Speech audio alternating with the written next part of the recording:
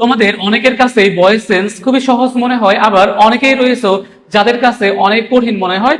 চলো আজকের ভিডিওতে একটা ভয়েস সেন্সের নিয়ম শিখে নেই। এটা প্রায়শই বিভিন্ন পাবলিক পরীক্ষায় আসে এবং এটাও একটা পাবলিক পরীক্ষার প্রশ্ন। দেখো এখানে লেখা আছে ডু ইউ নো দেম। বাক্যের প্যাসিভ ভয়েস হচ্ছে, দেখো এখানে চারটি অপশনস দেওয়া রয়েছে, এর মধ্যে কোনটা উত্তর হবে আমাদের ফাইন্ড আউট করতে হবে। দেখো ডু ইউ নো দেম, তাহলে আমাদের যে বেসিক নিয়মগুলো আমরা যদি একটু আলোচনা করি। দেখো বেসিক নিয়ম হচ্ছে, দেখো যে সাবজেক্ট হবে কি, দেখো যে অবজেক্ট, আবার দেখো যে অবজেক্ট হবে কি, দেখো যে সাবজেক্ট। দেখো তাহলে আমাদের ভয়েস চেঞ্জ করার সময় মনে রাখতে হবে বাক্যের সাবজেক্ট হয়ে যায় অবজেক্ট এবং অবজেক্ট হয়ে যায় কি সাবজেক্ট। এখন দেখো অবজেক্ট যুক্ত করতে সাধারণত দেখো যুক্ত করতে কি বসে, বাই বসে, সাধারণত বাই বসে, কিন্তু এইখানে দেখো কি রয়েছে নো।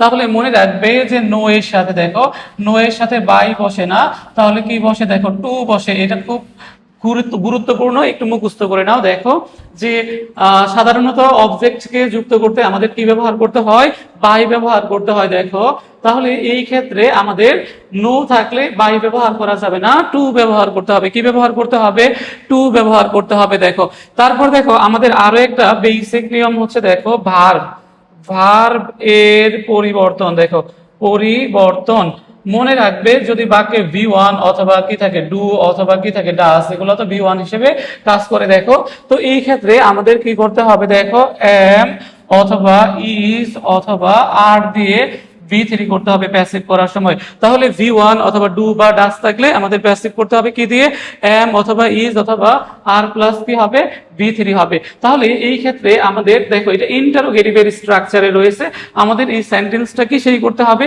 ইন্টারোগেটিভেই করতে হবে। তাহলে অক্সিলারি ভার্বটা আগে দিতে হবে। তাহলে দেখো এখানে দেম ছিল অবজেক্ট, এটাকে কি করা হয়েছে, দেখো সাবজেক্ট করা হয়েছে। দেখো আর দেখো যে এই যে ইউ, এটাকে কি করা হয়েছে, দেখো অবজেক্ট করা হয়েছে। এখন নো নো এর সাথে টু বসে, এখানে বাই দেওয়া আছে, তাহলে এটা হবে না। আবার দেখো দে হচ্ছে প্লুরাল, তাহলে প্লুরাল থাকলে দেখো যে আর হয়, দেখো প্লুরাল থাকলে আর হয়, সিঙ্গুলারে ইজ হয়, আয়ের ক্ষেত্রে কি হয়, এম হয়, তাহলে এটা হবে না। এখন দেখো আমাদের বাকিগুলা দেখো যে আর দে নোন উইথ ইউ আছে, আবার আর দে নোন বাই ইউ রয়েছে, আবার আর দে নোন টু ইউ রয়েছে। তাহলে এখানে নো এর সাথে উইথ হবে না, বাই হবে না, তাহলে আমরা এই বি এবং সি দা কাটা দিতে পারি। তাহলে দেখো আমাদের কারেক্ট উত্তর হচ্ছে D, are they known to you. তাহলে এখানে দে হচ্ছে প্লুরাল, এ কারণে দেখো কি হয়েছে, আর হয়েছে। আর আমরা জানি যে ভার্বের পরিবর্তনে V1 ডু ডাস থাকলে এম ইজ আর দিয়ে V3, এখানে প্লুরাল সে কারণে আর হয়েছে।